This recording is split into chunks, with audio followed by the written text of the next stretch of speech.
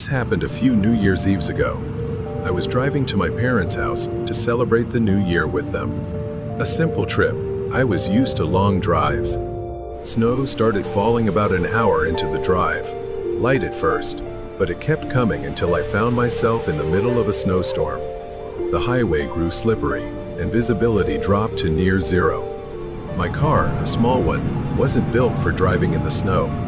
The tires slid even on the smallest incline, and I realized I needed to stop. I texted my parents about my situation to reassure them, but honestly, I wasn't so sure myself. An hour passed, and the snow only got worse. I began worrying about running out of gas or draining the battery by keeping the heater on too long. I kept the engine running, hoping the storm would ease. The wind howled outside. I began to feel the weight of isolation when I glanced in the rearview mirror and saw headlights cutting through the storm behind me. I felt an overwhelming relief as a snowplow stopped beside me. Finally, someone had come to help. The truck slowed and stopped beside me. It was the driver, a man leaning out the window. He was an older man, perhaps in his late 50s, wearing a thick coat and a black knit cap pulled down over his ears.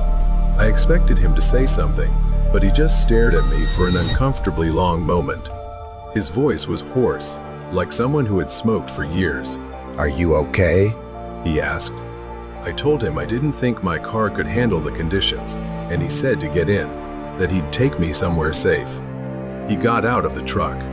I hesitated. I didn't know this man, and he seemed a little strange, but he appeared sincere. The storm was relentless, and staying wasn't an option. "All right," I replied, then asked if he could take me to my destination. He didn't answer right away, his eyes darting quickly behind my car, as if looking for something.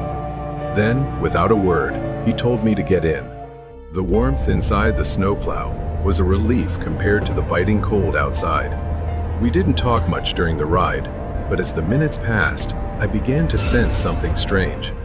As I glanced out the window, I realized we weren't heading toward my parents' house. The surroundings looked unfamiliar.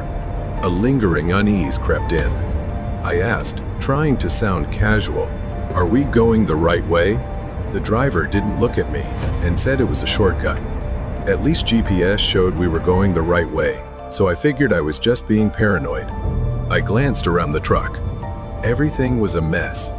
Empty whiskey bottles and torn maps stuffed into the side compartments.